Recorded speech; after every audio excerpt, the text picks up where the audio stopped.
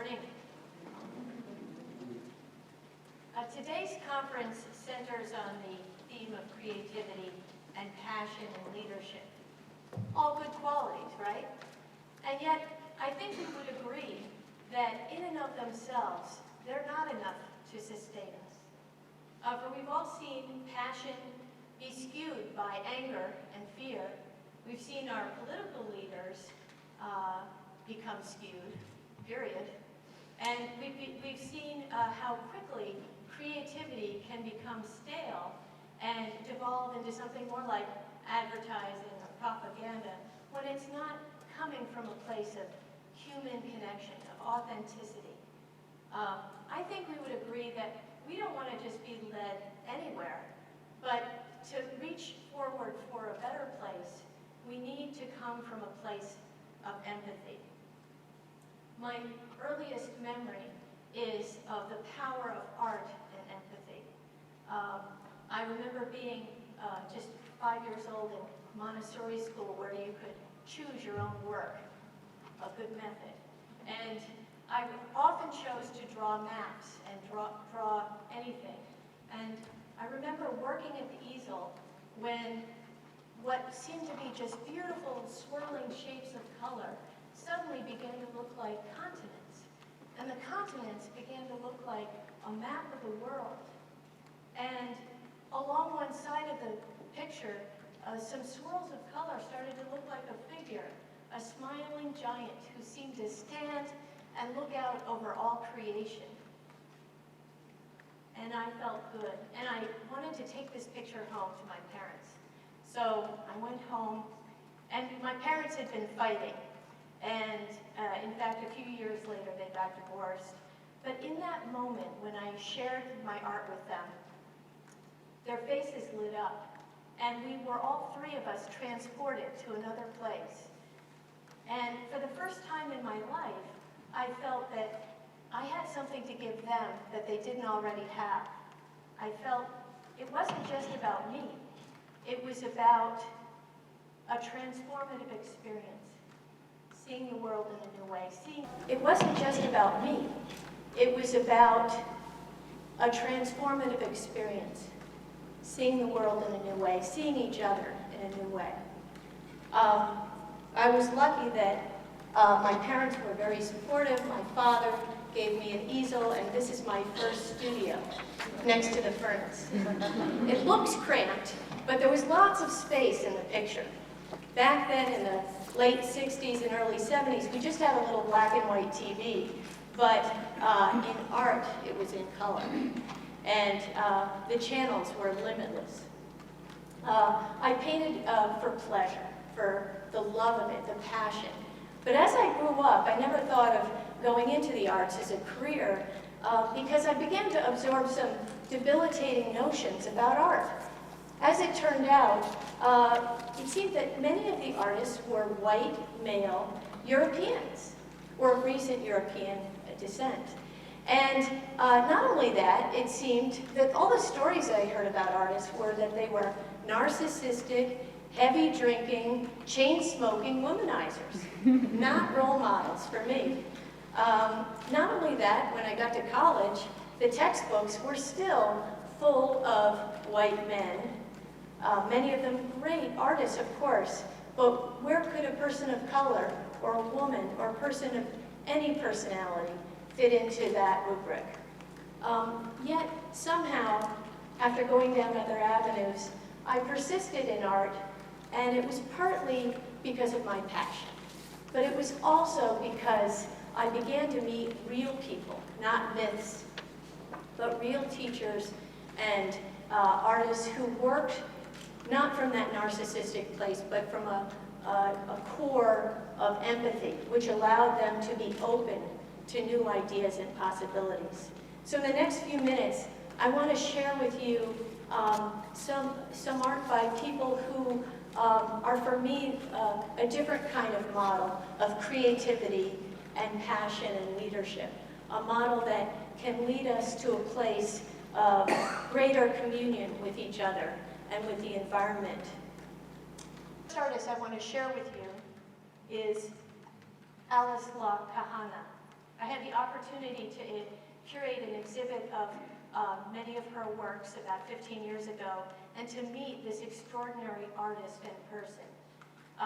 She is a survivor of the Holocaust, and in fact was interned not only at Guben, but at Auschwitz and Bergen-Belsen concentration camps. Incredibly, she survived, and later went on to make works that commemorate her experience and memorialize those who did not survive. And this work, No Names, obviously shows those tracks leading not to shelter, but to a place of darkness where Nazis systematically stripped people of their identities and gave them numbers, taking humanity, turning it to numbers, and then to ashes. And it was so moving to work with her and to see her incredible art, which must be appreciated in person. So I will share with you a story she told me, which is incredibly her first artwork ever was made in Guben, where as a teenager she had been brought, separated from her family in Hungary. She'd seen her mother and brother taken away and murdered. And there she is with other children, barracks of children. And the guards, incredibly, challenged each barracks to compete against each other for who would make the best Christmas decorations. Imagine. And of course, they didn't have enough to eat, let alone crayons or paper. But instead of despairing, which may have been the guards' intent, to create despair, she responded with art. She went to the one thing in the room, which was a broom, and she took strands of straw, and she gave each child a strand of straw to hold, like the wick of a candle. And she organized the children into a human candelabra. So when the guards returned, full of that darkness, the hatred, none of us can imagine that kind of place they must have been. But they were confronted, and the children embraced an image of light and of transcendence, of hope, that image of everlasting communion with each other and with higher powers that is at the center of so many world religions. And that was her gift in that moment to her community, and it's just one example of the many gifts she brought to others and to her artwork subsequently. Another artist I want to share with you who confronts both the darkness that's in the world, our capacity for destruction, but also our capacity to create and discover light within ourselves and within each other. This artist is Emmett Gowan, an esteemed American photographer, and I've had the wonderful opportunity to exhibit his work as well. And this image, Nancy, Danville, Virginia, is just one of many pictures he took of his family, his extended family, and they're portraits that when he made them in the 70s and he gained a claim for them, they're from the everyday, and yet they capture something timeless and universal. I love the way this girl is wrapped in a moment of complete reverie, of oneness with herself and with nature. Her arms intertwine in a way that seems to form a symbol of infinity, and those eggs in her hands seem to contain multitudes. They seem to hold the promise of all future creation within them. To capture such work seems easy. Pop out a camera? But no, it requires a kind of intentiveness to the moment that takes years, decades to develop. And he's attentive to images that expand his own perspective and horizon. This is another image by Gowan of Hanford Nuclear Reservation, that site where in 1943 the U.S. began producing plutonium for the first nuclear bombs, the bomb that was dropped on Nagasaki, and many others that were stockpiled. And this is where he discovered we had once a city of 30,000 workers laboring to create plutonium, 53 million gallons of radioactive waste were stored there, many of it leaking into the ground and contaminating 200 square acres of underground water right there by our river. And seeing such things and trying to fathom their meaning amid the beauty of the surrounding vista made him want to explore other areas where we have altered the world forever. We've created and sculpted the land in ways that signal both our ingenuity and our capacity for annihilation. This is Sedan Crater number 10, another number, in the Nevada Proving Ground, which is the site where we've conducted, in this site alone on Yucca Flat, over 700 nuclear tests above and below ground. And he shows in this image, which is really, you see it on the screen, but it's small. You could hold it in your hand and reflect on its beauty, the raking light, the patterns of circles, the tracery of off-road vehicles looking like a brushstroke or a drawing stroke. Yet, it shows how we have the capacity to turn the Earth into a moonscape. And yet, after gaining acclaim for this body of work, he moves on. And he's looking not at the expansive view from above, but up close at the myriad wonders of creation. And in this series, the Mariposas Nocturnas series, which he's involved in now, he's creating index sheets of images of moths that are visible only for fleeting moments at night, at different times of year they appear, and if you're attentive, you may see them. If you work hard, you may collect and study and name them. There's a kind of scientific quality to his gathering and naming and arranging of these images, but he reminds us in this and other works that we never understand the world except through our own particular lens. And that lens is an aesthetic lens. It's a lens, anything we use to understand the world is informed by our sense of beauty. And he's returned in this portrait Edith and Mothflight to the family and integrating what he's learned about moths and the study of them with his knowledge of what he loves most.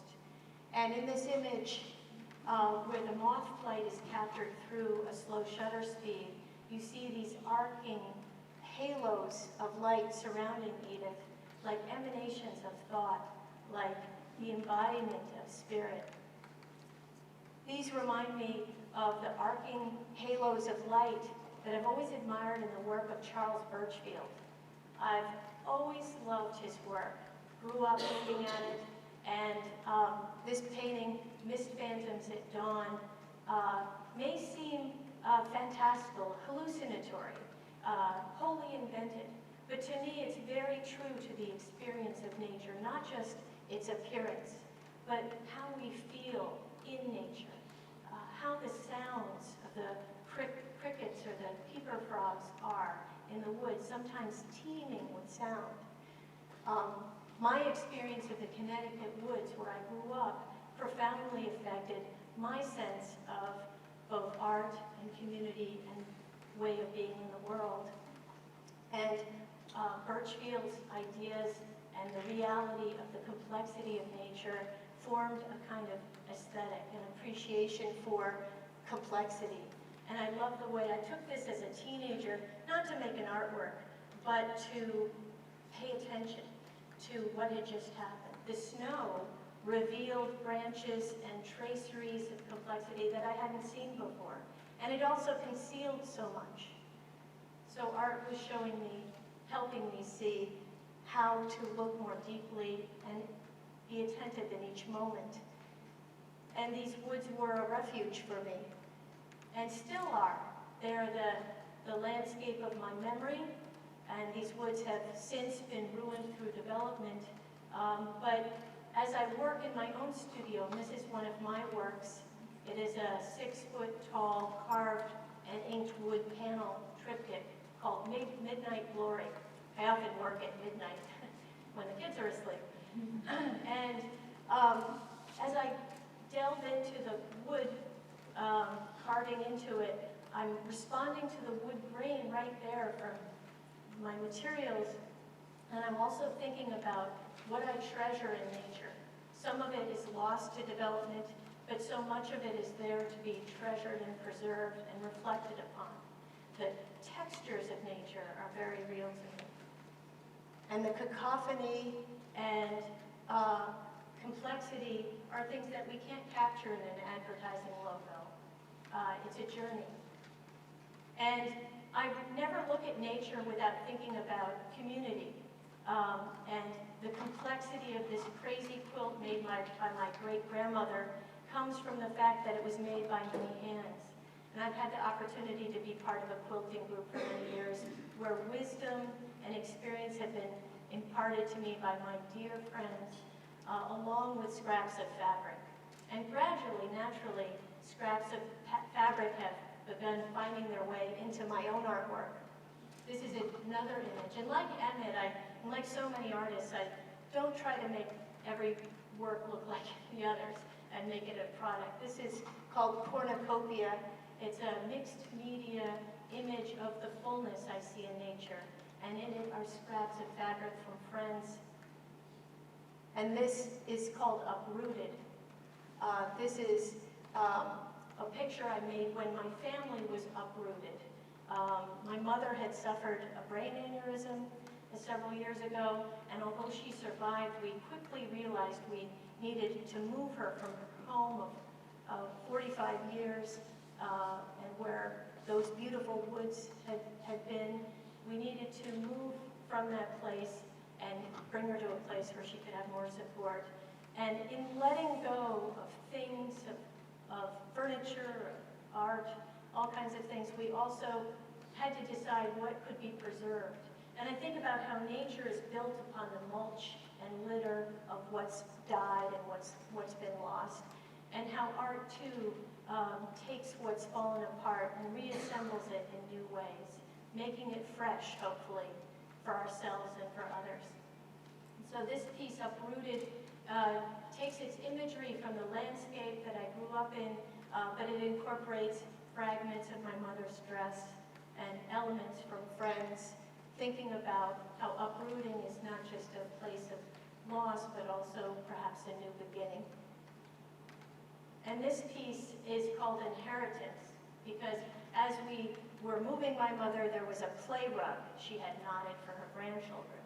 And the grandchildren had all grown up, and no one wanted this rug, but it had been made with so much love and creativity and such an investment of time. So I thought, well, why not me? Why don't I play with it?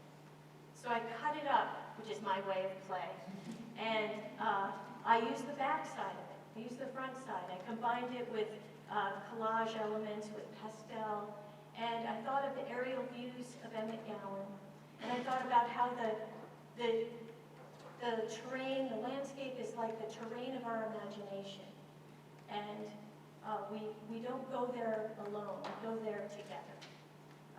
And as we look at the landscape, we have to think, what will it look like? How will we all reinvent it in the future? Thank you.